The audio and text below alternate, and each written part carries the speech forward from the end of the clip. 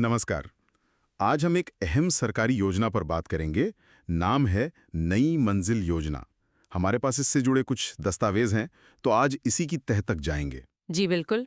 ये काफी दिलचस्प पहल है। हाँ, तो इसका सीधा मकसद क्या है?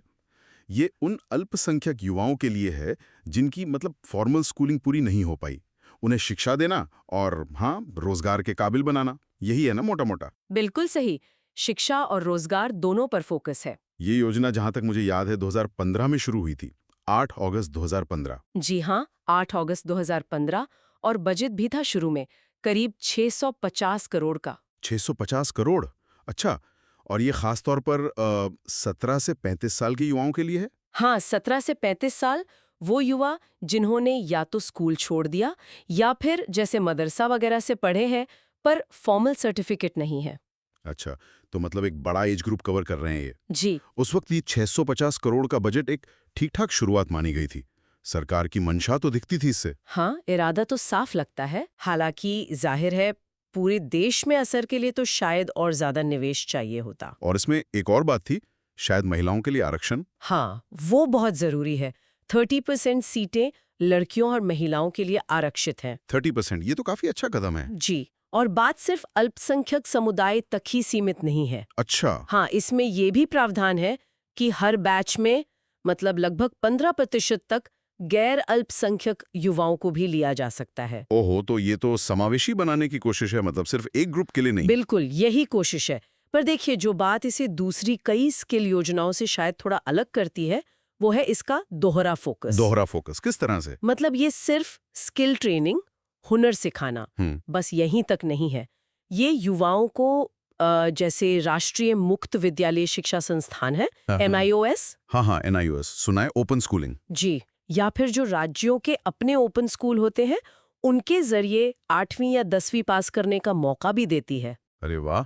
तो अगर किसी की पढ़ाई बीच में छूट गई, तो वो भी पूरी हो सकती है, स्किल सीखने के साथ-साथ? हाँ, यही तो इसकी खास बात है।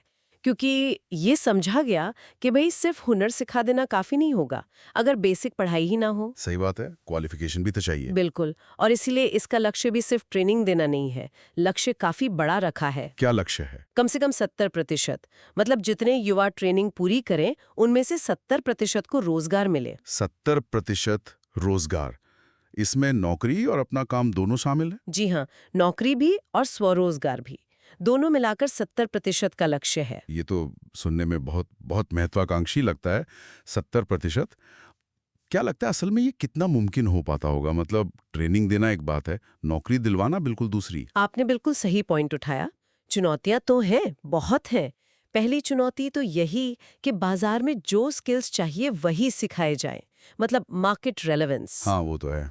दूसरी, ट्रेनिंग के बाद इंडस्ट्री से जोड़ना, मौके दिलवाना, लिंकेज बनाना। और तीसरी, खासकर वो युवा जिन्होंने पढ़ाई छोड़ दी थी उन्हें दोबारा पढ़ने और फिर रोज काम करने के लिए तैयार करना, मोटिवेट करना। हाँ, माइंडसेट बदलना भी एक चुनौती है। बिल्कुल।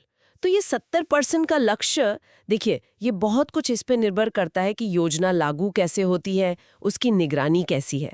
अच्छा, तो योजना का कोई स्ट्रक्चर भी है? कैसे ये सब होता है? हाँ, इसका एक पूरा प्रोसेस है, काफी सोचा समझा लगता है। पहले तो करीब 2 हफ्ते युवाओं को जुटाने, उनको समझाने यानी काउंसलिंग और रजिस्ट्रेशन में लगते हैं। ठीक है, शुरुआत में। फिर 3 महीने की सॉफ्ट स्किल्स और बेसिक कंप्यूटर, IT वगैरह की ट्रेनिंग होती है। अच्छा, ये भी जरूरी है आजकल। जी। और उसके बाद लगभग 7 महीने लगते हैं ट्रेड स्पेसिफिक ट्रेनिंग में, जो खास हुनर सीखना है। 7 महीने? तो कुल मिला के करीब 10 महीने की ट्रेनिंग हो गई। हाँ, ट्रेनिंग का हिस्सा।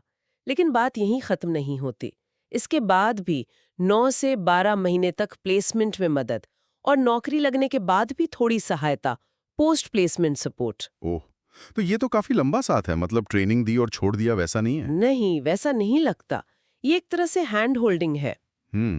तो अगर हम इसे बड़ी तस्वीर में देखें।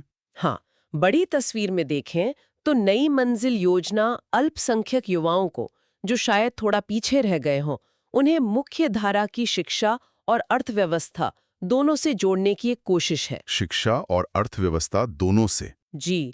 ये सिर्फ स्किल का गैप नहीं भर रही, बल्कि जो पढ़ाई का गैप है उसे भी भरने की कोशिश कर रही है। और ये सामाजिक आर्थिक सशक्तिकरण के लिए मतलब सोशल इकोनॉमिक एम्पावरमेंट के लिए बहुत जरूरी है। सही कहा। ये एक सोचा समझा कदम लगता है समावेशी विकास की तरफ। बिल्कुल। तो संक्षिप्त में कहें तो नई मंजिल योजना शिक्षा और कौशल दोनों को मिलाकर अल्पसंख्यक युवाओं के लिए एक बेहतर कल बनाने की राह दिखा रही है। हाँ, और ये एक उदाहरण भी है कि कैसे इस तरह के टारगेटेड प्रोग्राम समाज के अलग अलग वर्गों के बीच जो विकास का अंतर होता है उसे कम करने की कोशिश कर सकते हैं। पर शर्त वही है कि उनका कार्यान्वयन, उनका इम्प्लीमेंटेशन असरदार हो। सही बात है, कार्यान्वयन ही कुंजी है। यहाँ पर एक सवाल मन में आता है, भविष्य को देखते हुए इस तरह की जो मिलीजुली पहलें हैं, जो शिक्षा और रोजगार दोनों को एक साथ साधने की कोशिश करती हैं, ये उन समुदायों के लिए कितनी कारगर हो सकती हैं जिन्हें ऐतिहासिक रूप से मतलब हिस्टोरिकली मुख्य धारा में आने में ज्यादा मुश्किलें झेलनी पड़ी हैं। ये एक बहुत अहम सवाल है, सोचने वाला सवाल है।